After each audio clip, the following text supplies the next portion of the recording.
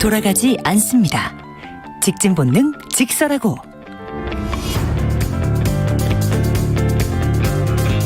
말 돌리지 않습니다. 할 말은 합니다. 직진 본능 직설하고. 자, 인사이트 K의 배종찬 연구소장 나오셨습니다. 어서 오십시오. 안녕하십니까. 네, 오늘 특별히 최진영 변호사를 초대했습니다. 어서 오세요. 네, 반갑습니다. 최진영입니다. 산업통상자원부 블랙리스트 사건 수사, 또 이재명 의원 관련 수사뿐 아니라 이 서해 공무원 피살 사건에 대해서 새 정부의 새로운 판단이 내려지면서 이른바 신구 갈등 다시 또 불꽃 튀기고 있습니다. 관련해서 여야 발언 잠깐 듣고 이야기 나누겠습니다. 우리 모두가 예상한 대로 윤석열 정권에서 최측근 한동훈 검사를 법무부 장관이 임명해서 첫 번째 작품이 보복수사 개시였다. 문재인 정권에 대한 보복수사의 시작이다. 저는 이렇게 규정합니다. 인사에 관한 문제에서 문재인 대통령으로까지 안 간다는 보장이 있습니까? 민주당이 집권 시절에 우리 당 인사들에 대한 보복 수사를 많이 했던 것으로 보입니다. 정상적인 하는 수사를 보복 수사로 프레임을 씌워서 반사의 이익을 얻으려고 하는 것이 아닌가. 사직을 강요하는데 역할을 했다는 분들은 당연히 수사 대상이 돼야 되고, 그리고 증거가 있으면 당연히 처벌을 받아야 되는 겁니다. 네, 민주당의 우상호 비대위원장 그리고 국민의힘의 권성동 원내대표의 목소리까지 들어봤습니다. 지금 이제 두 분의 얘기는 이 산업통상자원부 이른바 블랙리스트 사건 수사, 장관에 대한 구속영장 청구까지 갔는데 영장이 기각되긴 했습니다만 우선 이걸 가지고 이야기를 풀었는데 두 분은 일단 이 수사는 어떻게 생각하십니까? 저는 일단 오해의 소지를 없애는 것이 가장 중요하다고 봅니다. 수사는, 어떤 오해요? 수사는 할 수 있겠죠. 그런데 결과적으로는 이 수사가 문재인 정부와 관련된 수사에 대해서 법과 원칙에 의해서 그 법적 근거를 가지고서 수사를 한다면 그게 설득력이 있고 또 국민들도 이해할 수가 있는 부분인데 자칫 잘못하면 이게 뭔가 의도를 가지고 있는 건 아니냐 이런 오해를 사기 십상인 거죠. 이게 앞에 최 변호사님 계시지만 결국은 투명성, 공정성, 균형성입니다. 그러니까 무슨 말씀이냐면 백운기 전 산업부 장관은 방송에도 지금 여러 번 계속 출연하고 있는 저 같은 사람이 보더라도 구속영장이 인용될 가능성이 별로 없는 거예요. 왜냐하면 누가 보더라도 이건 범죄다. 100% 범죄다. 그러면 소명됐고 그다음에 도주 우려가 있거나 증거인멸인데 그냥 더 수사를 하면 되죠. 수사를 해서 더 근거가 나오면 이 블랙리스트가 정말 혐의가 거의 짙다. 명백하다. 그러면 그때 가서 구속이든 아니면 다른 법적인 조치를 취하면 되는데 자칫 너무 이렇게 부각시키고 전면에 나타나는 양상 자체가 오해의 소지가 있다. 또 하나는 균형성이라는 거는 분명히 국민의힘의 이 의혹도 분명히 다른 분야에서 다른 또 시각에서 있을 거거든요. 그것도 같이 하면 또 그런 건 당연히 검찰은 누구나 공정한 것이니까 누구에게든 공정한 것이고 누구에게든 수사의 대상이 될 수 있다. 이렇게 판단이 될 수가 있는 거죠. 구 여권에 대해서만 너무 일방적으로 몰아붙인다. 이런 인상이 그런 짙다. 오해를 받을 수가 있는 거죠. 최 변호사는 어떻게 보세요? 저는 너무나 당연한 일을 검찰이 지금 하고 있다. 이렇게 얘기할 수 있을 것 같습니다.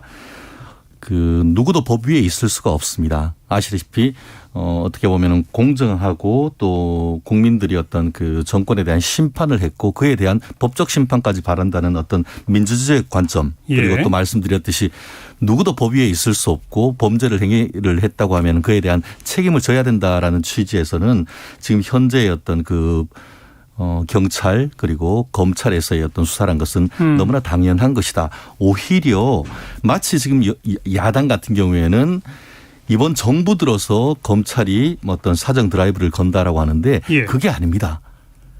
없던 게 갑자기 뿅 하고 나타나서 했는 것이 아니고 이미 지난 문재인 정권 때 검찰이 수사해오던 것을 계속 추미애 전 장관, 박범계 전 장관을 비롯해서 김호수 전 검찰총장이 수사를 해라고 하는 그런 국민적 여론이 있음에도 불구하고 그거를 주저하고 하지 않던 것이 못하게 말렸다. 그렇죠. 했던 것을 이제 정상화해서 하는 것이죠.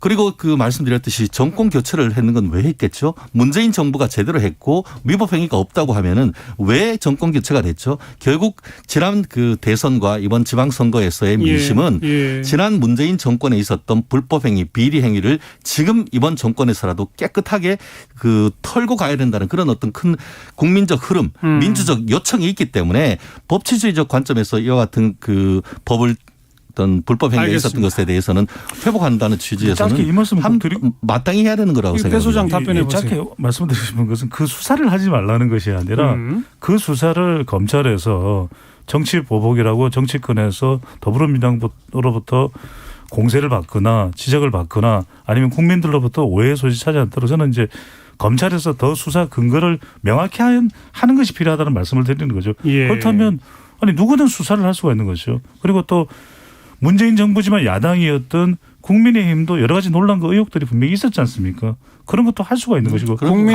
국민의힘 쪽 대상으로 한 수사는 왜 안 하느냐? 그렇죠. 그러면 이제 가령 이제 검찰에서는 그런 일정에 대해서는 언제쯤 수사가 이루어질 것이다. 그러면 국민들이 보기에도 검찰이 공명정대한 것이구나. 그래서 더 힘이 실릴 수가 있다는 말씀을 강조드리는 거죠. 참 그런데 문재인 정부에서 그렇게 했음에도 불구하고 안 나온 거를 마치 어떤 의혹이 있는 것처럼 계속 끌고 간다는 것이 오히려 그거는 법을 넘은 정치인 것이죠. 그렇다는 점에서 수사의 공정성이라는 측면에서 이제 여당에 대한 수사, 야당이 수사를 해야 되는데 지금 윤석열 대통령이 출근하면서 그랬지 않습니까? 미래 일에 대해서 수사하는 것이 아니라 과거에 있는 일에서 수사를 하고 미래 일은 수사할 수가 없는 거죠. 그렇죠. 그렇기 때문에 현 정권에 대한 수사 같은 경우에는 현 정권이 잘못하면 그에 대해서 좌고우면하지 않고 살아있는 권력으로서 검찰이 그리고 또 고위공직자 범죄수사처가 수사를 하면 되는 것이죠. 배종찬 소장은 이런 질문에 답은 해야 될 것 같아요. 환경부 블랙리스트 대법원까지 가서 유죄 확정되지 않았느냐. 네네. 똑같은 구도인데 산업부 블랙리스트 그동안에 전 법무장관 등등이 자꾸 회방을 놓아서 못하다가 이제 하는데 그걸 보복이라 하면 너무 심한 거 아니냐. 여기에 대해서 한 말씀 하셔야 될 것 같고 최진정 변호사는 누가 봐도요. 그런데 산업부 블랙리스트 사건 수사만 있는 게 아니라 성남 FC 사건, 네, 맞습니다. 백현동 사건, 법인카드 관련해서는 무려 100몇십 군데를 압수수색하고 네. 대선 기간 내내 조용히 있던 검찰 경찰이 갑자기 막 뛰는 것만은 분명하거든요. 그럼 대선 기간에 그거 합니까? 어쨌든 거기에 대한 답변해 보셔야 될 것 같고. 먼저 배 소장. 저는 그렇습니다. 이제 김은경 전 환경부 장관과 관련해서 이제 대법원의 유죄 판정이 났는데 이번에 백운규 전 산업부 장관과 관련해서도 검찰에서 충분히 수사하고 또 문제가 있다면 유죄가 나올 수도 있는 거죠. 그건 법원의 판정이니까 검찰의 판단이 아니라. 그런데 이제 제가 말씀드리는 것은 이런 과정에서 이전에 어떤 문제가 있었던 간에 그걸 가지고 이야기하기 시작하면 정쟁이 또 될 수밖에 없는 것이거든요. 그러니까 지금부터 시작되는 수사는 우리가 통합의 이야기도 있고 또 신구 세력 갈등도 있기 때문에 이러면 또 국민들도 양분됩니다. 그래서 수사를 더 치밀하게 더 이런 것이 정치적인 흐름으로 따라가거나 이해되지 않도록 하는 노력이 필요하다는 말씀인 거죠. 아까 말씀드린 것처럼 마치 지금 이제 검찰이 사정 정국을 하는 것 같은데. 검찰뿐 아니라 경찰도 그렇죠. 막 뛰어요. 제가 말씀드렸듯이 이번에 이재명 의원에 대한 백현동 의혹이라든가 김영행 여사의 경기도 법인카드 사용 같은 경우에는 지금 다 경찰에서 하고 있는 겁니다. 그렇기 때문에 경찰이나 검찰이나 수사 같은 경우에는 결국 누구를 위해서 타겟으로 수사할 경우에 그것이 이른바 선거 개입 논란이 있을 수 있기 때문에 대선 그렇기 때문에 대선과 지방선거 동안은 직접 당사자로 플레이로 좀 이재명 후보가 뛰었었지 않습니까? 그렇기 때문에 그에 대한 수사를 하지 않은 것이지. 오히려 그때 했었으면은 대선 아주 쉽게 끝났고 지방선거 끝났을 겁니다. 그런데 다 끝나고 나서 지금 왜 하느냐. 한마디로 죽은 권력에 대해서 이게 확인 사살하느냐 이런 얘기를 하고 있는데 그런 일이 없었다고 하면은 이런 일이 있을 수 없죠. 그러면 대선 끝나고 나고에는 그분들은 어떤 수사를 안 해야 됩니까? 그렇다고 하면은 범죄 혐의로 조사받는 사람들은 그럼 변호사로서 그렇게 하겠습니다. 반드시 선거에 출마하십시오. 그럼 앞으로 무슨 일이 있어도 검찰 수사받지 않겠습니까? 그런 말이 안 되는 거죠. 저는 짧게 이 말씀 좀 드리고 싶은 게 뭐냐면은 수사하지 말라는 이야기가 아니고 자꾸 오해를 살 수도 있는데 수사를 하십시오. 하는데 어떤 말씀을 드리냐면 차 변호사님도 잘 아실 거예요. 검찰 수사를 받아본 사람은 이게 문제라면 이것만 압수수색을 하고 수사를 하면 되거든요. 근데 별건 수사를 합니까? 그 범위가 굉장히 전방위적이고 너무 파격적이에요. 그러니까 압수수색을 한 군데만 해도 되는데 왜 100군데를 하죠? 그러니까 일반인이 봐도 이건 상식적으로 이해가 안 되는 부분이고 세 번째는 이런 부분들이 계속 공개가 돼요. 예, 그리고 예. 이제 시점의 문제거든요. 그러면 차근차근 앞으로 시간을 두고서 누가 도망가는 것도 아니잖아요. 도주하는 것도 아니고 증거인멸을 쉽게 할 수도 없는 것이고 이미 수사가 진행되는 거죠. 너무 무리한다 이거. 그렇게 하면 되는데 왜 그렇게 하지 않느냐는 거죠. 저는 그 부분에 대해서 이렇게 말씀드릴게요. 전 정권의 그 대법원장님의 공소 사실, 범죄 사실 몇 개인지 아십니까? 800개가 넘습니다. 지난 정권의 검찰은 그런 식으로 해서 사람을 죽였습니다. 그런데 아까 말씀드린 별건 수사라고 하는데 지금 얘기한 것처럼 그 경찰이 김혜경 그 경기도 법인카드 사용과 관련돼서 100여 군데를 압수수색했다고 하는데 그럼 안 합니까? 법인카드가 쭉 다 나왔고 그 부분에 대해서 있었던 그것을 가지고 예. 무분별하게 압수수색했다고 하는데 저는 그거에 대해서는 도저히 납득하기도 어렵습니다. 그냥 그 금융자료 조회해서 제출하라고 해서 하면은 그거 하는데 그걸 가지고 압수수색으로 무분별하게 그럼 현장에 가서 다 한 것 같습니까? 꼭 그런 것도 아니에요. 그렇기 때문에 그런 식으로 어떤 언론이 했던 그 알겠습니다. 언론이 확대 생산하는 것은 좀 지양해야 된다고 봅니다. 지금 진행되는 수사에 대한 이제 두 시각 두 분의 목소리를 통해서 한번 들어봤고요. 그런데 이게 또 꼬리에 꼬리를 물고 연결되는 게 산업부 블랙리스트 수사가 진행되는 동시에 지금 방송통신위원장과 국민권익위원장 문재인 정부 때 임명됐고 임기가 남아 있지 않습니까? 네. 뭐 국민의힘 쪽에서는 거의 노골적으로 물러나야 할 거 아니냐라는 목소리가 나오고 그분들은 임기 다 채우겠다라는 지금 반응을 보입니다. 자, 이런 걸 두고 그러면 산업부 블랙리스트 수사를 하는 정권에서 왜 이 사람들은 물러나라고 하느냐 이런 목소리가 한편에 있고 또 한편에서는 아니 사실 그런 뭐 환경부 산업부 그 당시에는 또 이렇게 기관장들 사퇴를 종용했다면 그냥 물러나는 게 옳은 거 아니냐 이런 또 민주당에 대한 공격도 있고요. 네. 어떻게 생각하십니까 그거는? 결국 정치적 메시지와 메시지만 한다고 하면 그게 범죄가 된다고 보지는 않습니다. 왜 그 지난번에 있었던 그 어떻게 보면은 박근혜 정부 때의 이른바 블랙리스트라든가 지난 그 환경부 문재인 정부의 환경부 장관의 문제는 단순히 어떤 그 정치적 메시지로 뭐 예를 들어서 국무회의에 오는 것이 뭐 별로 도움이 되지 않는다고 오지 말라고 했는 그걸 넘어서 이른바 블랙리스트를 만든 다음에 그 뒷조사를 하고 그 사태를 위한 구체적인 압박하는 행위가 있었기 때문에 그게 범죄가 되는 겁니다. 그럼 그 반면에 지금 이 사건과 윤석열 정부에서 국무회의 오지만 하는 그런 부분 같은 경우에는 아니 국무회의뿐 아니라 뭐 권성동 원내대표 같으신 분은 그만둬야 할 거 아니냐는 그렇죠. 그러니까 하잖아요. 그거는 정치적 메시지라는 것이죠. 그건 공개적인 정치적 메시지인 것이고 그것이 아니고 아니다. 뒤쪽으로 해가지고 사찰을 하고 뒤에 해서 부당한 어떤 그 어떻게 보면 감사를 한다고 해서 했던 그런 부분이 잘못된 것이죠. 그 부분이 말씀드렸지 국회의원은 정치적 메시지를 던질 수 있습니다. 그런데 문제는 그 소속 기관의 장이 소속 기관의 밑에 있는 그 사장이나 이런 사람들한테 구체적으로 압박을 하면서 그거 만약에 안 된다고 하면 후환이 두렵지 않은 이런 식으로 협박을 했다고 하면 그거는 범죄가 되는 거죠. 서로 논란이 다른 것이고 수준이 다르다. 수준이 완전히 다른 것이죠. 그리고 하나는 뭐냐면은 특히 전현희 지금 국민권익위원장이나 아니면 방통위원장 같은 경우에는 왜 정치적 독립성, 중립성이 요청되는 직에 그 감나라 변나라 하느냐라고 하지만 그럼 본인들이 그런 행위를 정치적 독립성과 중립성을 가지고 운영을 했습니까?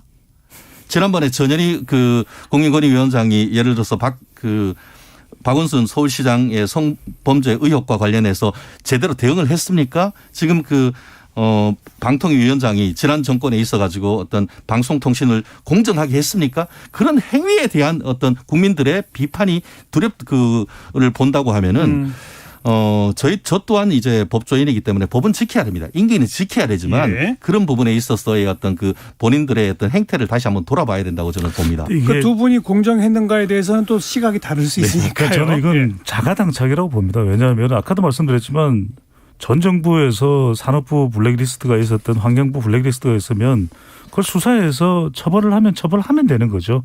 그게 사법부의 역할이고 또 검찰의 역할인 것입니다. 그런데 이제 저는 그 부분에서 강조드리고 싶은 것이 그럼 문재인 정부가 그랬기 때문에 우리는 더 악독하게 나갈 것이다. 그게 국민들이 원하는 길일까. 왜냐하면 방송통신위원장이나 국민권익위원장은 국민의 장관이지 사조직이 아니지 않습니까? 그런 만큼 뭐 최진영 변호사께서 말씀하시는 그런 논란이 있을지는 몰라도 공정성 논란은 있어왔죠. 그 논란은 예. 저는 또 다른 차원에서 평가를 받을 필요가 있다고 봅니다. 그렇다고 해서 임기가 남은 사람한테 국무회의 참석도 못하게 하고 이거는 윤석열 대통령이 계속 강조했던 거는 헌법 정신과 공정과 상식이거든요. 이건 저는 이따가 또 드릴 기회가 있을지 모르겠는데 인사도 그렇고 지금 국정 운영에서 헌법 정신과 또 공정과 상식 이걸 문재인 정부하고 자꾸 비교하는 건 저는 옳지 않은 방법이다. 그리고 마지막으로는 통합을 강조했지 않습니까? 그러면 아니 오히려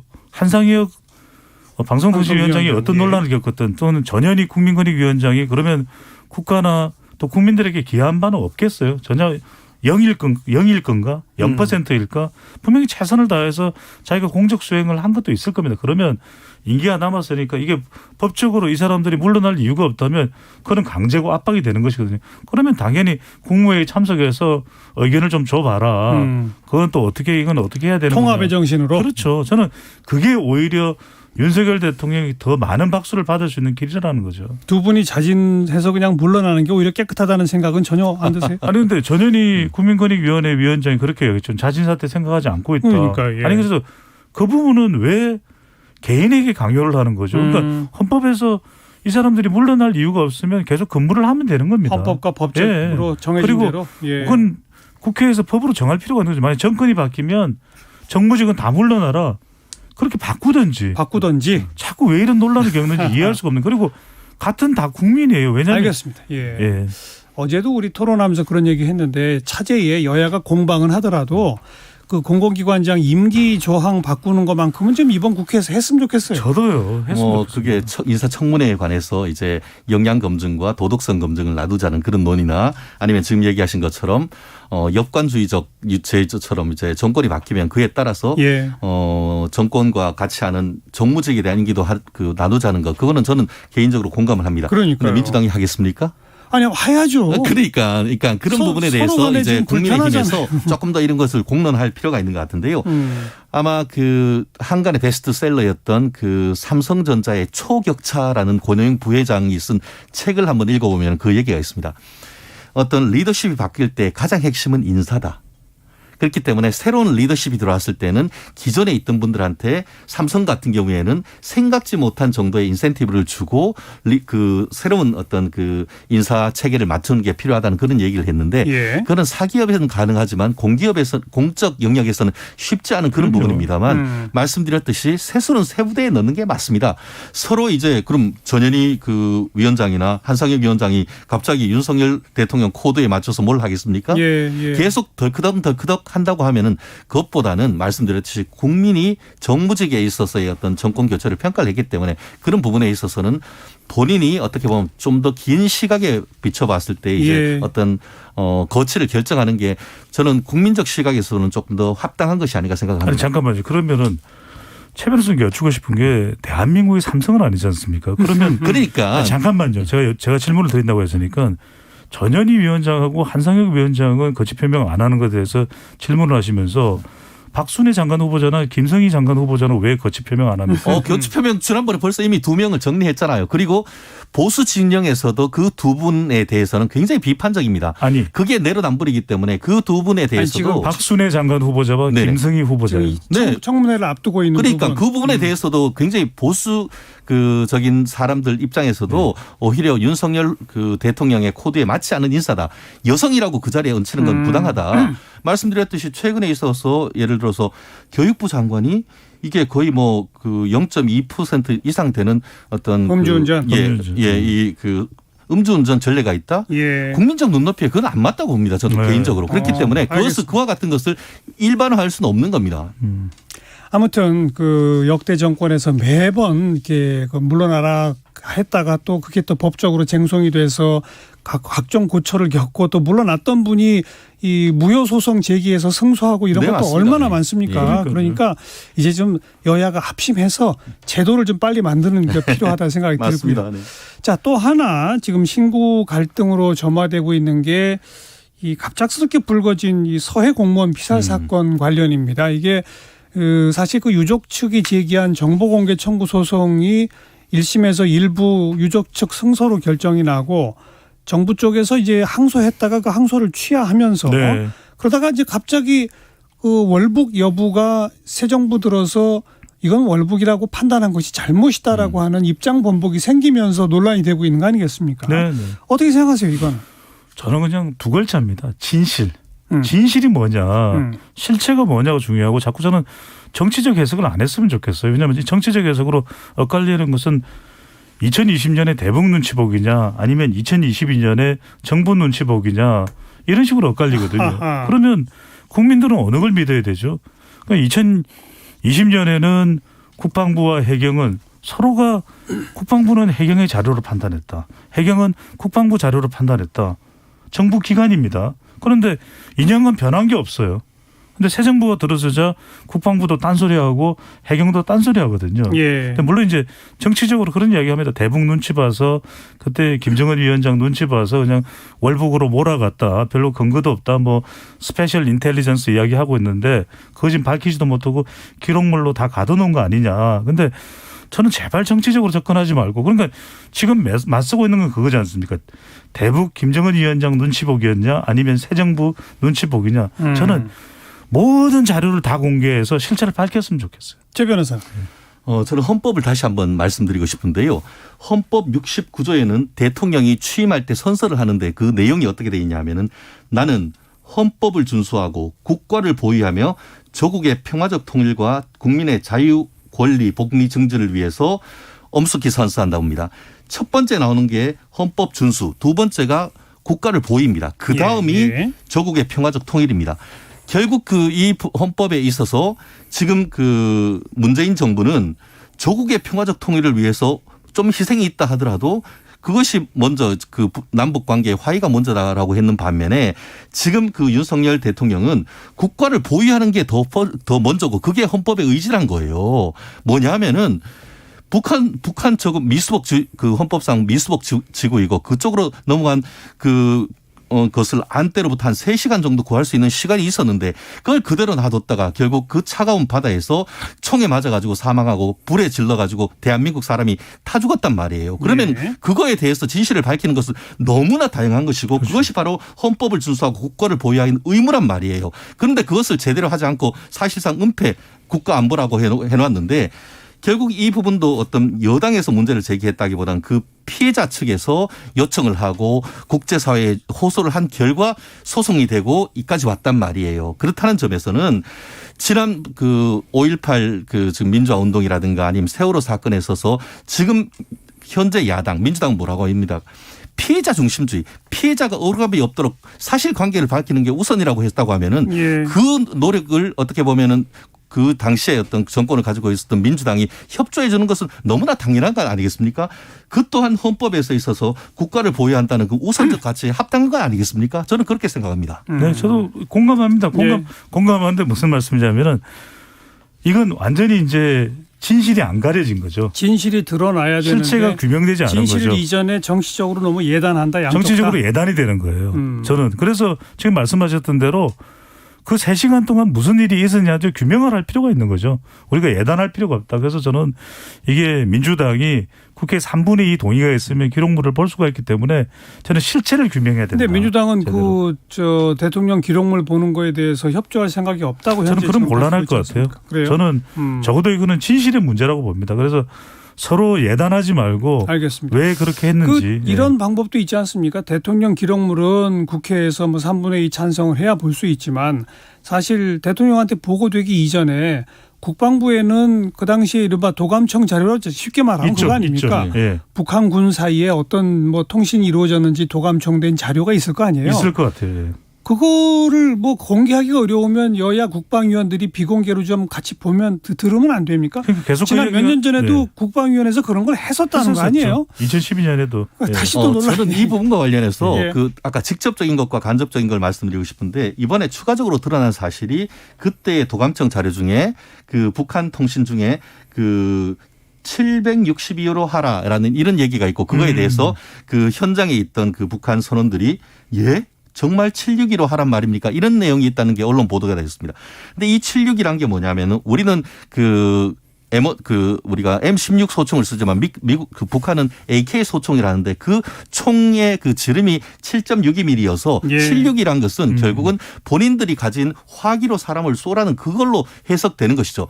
그런 부분이 추가적으로 나왔단 말이에요. 그렇기 때문에 그런 부분을 지금 앵커께서 말씀하시는 것처럼 여야 간의 합의를 통해서 그러니까. 특정 부분을 밝힌다고 하면은 그렇게 찔끔찔끔 나올 것이 충분히 아니죠. 문제가 그렇죠. 될 수 있는 해결을 것이고 더불어서 우리가 시계를 2017년으로 돌리면은 2017년에 대선이 5월 달에 끝난 다음에 7월 달에 어떤 일이 있었는지 하냐면은 대통령 기록물인데 청와대에서 박근혜 정부에 있었던 문건들이 캐비넷에 있어서 줄줄이 나왔어요.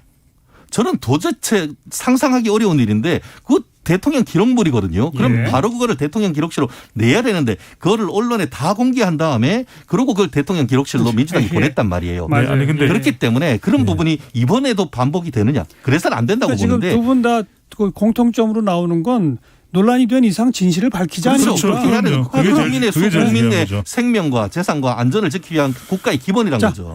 그 대목 그 정도로 논의를 좀 정리하면 될 것 같고요. 1시 42분 향해 가고 있습니다. 잠깐 교통정보 전해드리고 마무리 토론 이어가겠습니다. 이하영 씨. 네, 이 시각 교통정보입니다. 나들이 갔다가 집으로 돌아오시는 분들 많으시죠? 고속도로는 귀경 방향 정체가 깁니다. 경부고속도로 서울 방면 충청권 지나기가 어려운데요. 옥산에서 청주 휴게소까지 15km 막히고요. 이후로 원활하다가 양재에서 반포까지 밀립니다.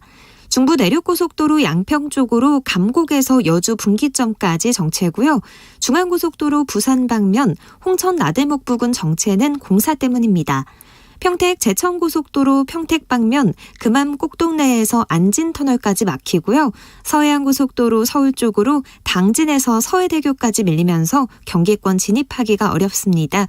더가 용담터널과 금천을 앞두고 주춤합니다. KBS 교통정보센터였습니다.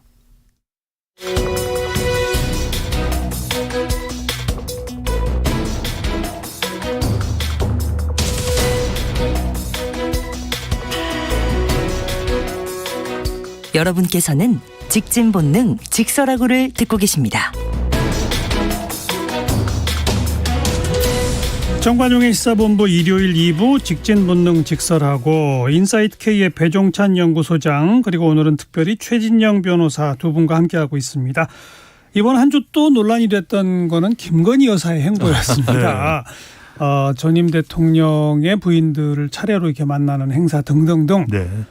그래서 이게 조용한 내조냐 광폭 행보냐 이 부속실은 어떻게 되는 거냐 얘기들이 많았었거든요. 이건 최 변호사 어떻게 생각하세요? 저의 키워드는 낮은 곳으로 임하소서입니다. 너무 이게 최근에 김건희 여사에 대한 팬클럽도 있고 본인 입은 패션이 완판되고 이러면서 조금 쉽게 말하면 업된 것 같습니다. 그래서 이제 조금 더 광폭 행사를 해도 어떤 국민들이 이해해 주실 것이다라는 그런 기류가 좀 여권에서는 읽히는 것 같은데요. 아니다라고 저는 과감하게 말씀드리고 싶은데요. 예. 이렇게 좀 비유를 저도 하고 싶은데 영국에 돌아가신 그 다이아나 왕세자비가 지금까지도 추모를 받는 이유는 그분이 이뻐서도 그렇지만 그분의 살아계실 때의 행동 때문에 그러거든요. 80년대 90년대 초반까지 에이즈 그때는 이제 다 살았구나. 에이즈 걸리면 다 죽는 줄 알았어요. 그런데 그게 에이즈가 뭔지도 잘 모를 때 에이즈 병동에 가서 환자들 손을 잡고 위로를 해줬던 그런 행보가 낮은 곳으로 임하는 행보가 있었기 때문에 돌아가신 다음에도 그런 추모가 있었거든요. 예. 지금 김건희 여사 같은 경우에는 지난 대선 과정에서 대국민 사과도 하고 조용한 내조를 했다라고 하셨던 분이라고 한다고 하면은 처음부터 지금이라도 예컨대 소록도를 가서 봉사활동을 한다든가 아니면 우리 사회에서 소외되고 있는 분들에 대한 어떤 손을 내미는 그런 모습을 좀 하고 국민적 지지가 그런 부분이 있었다고 하면 그다음에 어떤 정치적 행보를 한다 하더라도 저는 충분히 될 거라고 봅니다. 그런데 지금은 오늘 또 보니까 청와대에서 제가 용산에 왔으니까 용산 집들이 겸 주민들 초청해서. 주민 초청 행사 예. 그런 거 참 좋긴 좋습니다. 그런 것들은 지역 사회의 행사이기 때문에 좋은데 좀 지나치게 정치적 행보로 읽힐 수 있는 그런 부분들은 적어도 아직까지 국민들이 비판적 지지를 하거나 지지하지 못하는 분들에 대한 그 생각을 한다고 하면은 조금 더 낮은 곳으로 임하면은 뭐 조금 아직까지 임기 초반이지 않습니까? 충분히 활동을 넓힐 텐데 처음부터 조금 더 조급한 것이 아닌가. 완급을 조절할 필요가 저는 있다고 봅니다. 저는 이렇게 말씀드려야 될 것 같아요. 낮은 곳으로 임하실 수 있을까? 그러니까 낮은 곳으로 임하고 정규하면 좋겠죠. 예. 근데 벌써부터 코바나 콘텐츠 직원 채용권 그리고 정체를 처음에는 몰라서 뭐 무속인으로까지 오해를 받았던 지인, 오랜 친구라고 봉화마을에 하죠. 동행을 예. 했는데 방금 전에 다이애나빈 영국의 다이애나빈 말씀하셨는데 영국 황실에서는 계속 좀 잠자코 있으라 그랬어요. 대외 활동하지 말고. 그런데 결국에는 다이애나비가 좋은 일만 있었느냐. 미스테리한 이 죽음을 보면은 사실 굉장히 개인적인 논란도 있는 그런 또 이력도 있거든요. 그런 배경도 가지고 있기 때문에 저는 김건희 여사가 지금 유독 주목을 많이 받는 것은 본인과 관련된 논란의 연결고리가 너무 많습니다.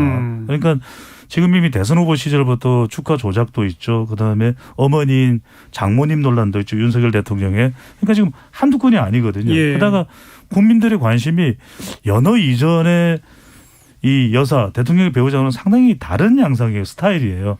패션도 그렇고 또 행보하는 또 모습도 그렇고 그러다 보니까 관심을 많이 가지게 되는데 그래서 빅데이터 상에서 지금 윤석열 대통령보다도 언급량이 많을 정도. 더 언급량이 많아요. 이게 과연 윤석열 대통령 지지율에 도움이 될 것인가.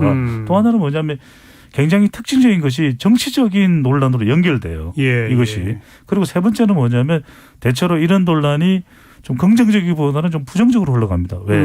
이게 일종의 파장이 되고 알겠습니다. 발언도 되고 그래서 결과적으로는 이것이 윤석열 대통령과 많이 연동돼 있거든요. 지지율에 상당히 부담이 되는 거죠. 그 대선 과정에서부터 워낙 여러 가지 면에서 주목의 대상이 되어 있었는 마당인데 좀 아까 최진영 변호사가 좀 낮은 곳으로 임하소서란 말을 할 정도로 네.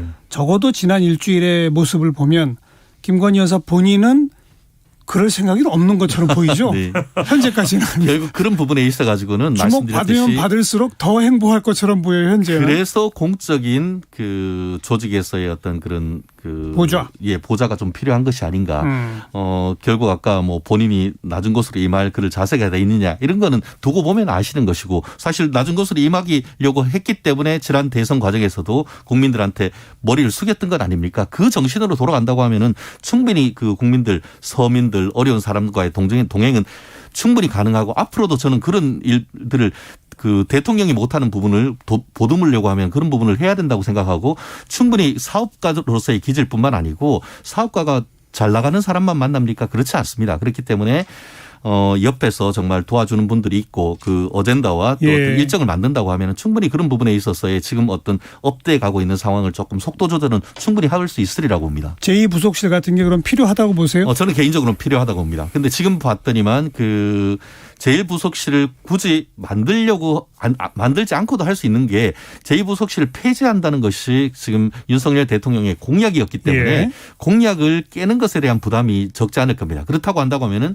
굳이 이 부속실을 만들지 않는다 하더라도 현재의 어떤 그 부속실 내지는 총무비서관실에서 일정 부분을 파견을 받거나 아니면 외부에 있는 부분을 충분히 좀 고용하는 식으로 해서 한다고 하면은 그런 부분은 현재 사실 대통령이 아니지 않습니까? 그렇지만 공과 사의 한계에서 계속 불확실한 그런 부분이기 때문에 이 논란을 지금 그 정권 초기에 확실하게 어떤 제도화로 끌어들이지 않으면 지금 계속 논란이 될 수밖에 없습니다. 잠깐만요. 최 변호사님의 그 논리 전개의 전제 중에 하나는 공식적인 보좌 조직, 그게 2부속실이 됐건 아니면 뭐 어떤 이름의 별도 조직이 됐건 공식적 보좌 조직이 있으면 단지 영부인의 행보를 옆에서 그냥 돕기만 하는 게 아니라 뭔가 견제 통제도 할 수 있다라는 게 전제되어 있잖아요. 그렇습니다. 그런데 견제 통제는 전혀 안 되고 그냥 계속 돕기만 하면 또 더더욱 문제 아닙니까? 그건 아니죠. 그런 거는 결국은 이제 지금은 이제 뭐 물론 민정비서관실이 없어졌긴 했습니다만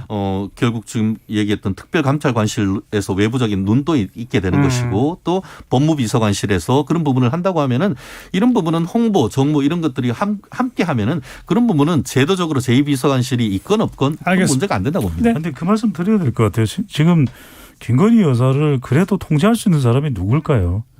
윤석열 대통령이잖아요. 대통령이 그런 부분에 대해서 배우자에게 아내잖아요. 이렇게 해야 된다. 저는 정확하게 전달하는 게 필요하다고 봐요. 그리고 그것을 그대로 이행하도록 저는 이게 이런 공약은 어겨도 돼요. 그러니까 제대로 할 것 같으면 빨리 부속실 설치하고 저는 세 번째가 중요하다. 누군가 대통령실 내부에서 뭔가 행동이 이루어지면 네네네네네 뒷수습하기 바쁘면 안 됩니다. 미리 어떤 식으로 전개돼야 되는지에 대한 방향을 분명히 오바마 대통령도 미스 오바마가 더 대단한 사람이에요. 사실은 부인이. 하지만 비서실장인 램 임마누엘이 분명히 이야기합니다. 당신 지금 규정대로 미국 헌법대로 똑바로 해라. 알겠습니다. 어찌 보면 청와대 수석비서관 회의에서 의제로 삼고 토론해야 할 주제인 것만은 확실하죠. 네. 그런데 그 토론에서 어떤 결론을 내릴지는 우리가 좀 다 지켜봐야 될 것 같습니다. 직진본능 직설하고 오늘 여기서 마무리 짓겠습니다. 인사이트 K의 배종찬 연구소장 그리고 최진영 변호사 두 분 수고하셨습니다. 감사합니다. 고맙습니다. 네. 자, 배호가 부른 노래죠. 히트곡이었던 안녕이란 곡을요. 재즈 가수 말로가 부른 버전이 있습니다. 함께 잠깐 들으시고요. 저는 다음 주 주말 또 뵙겠습니다. 안녕히 계세요.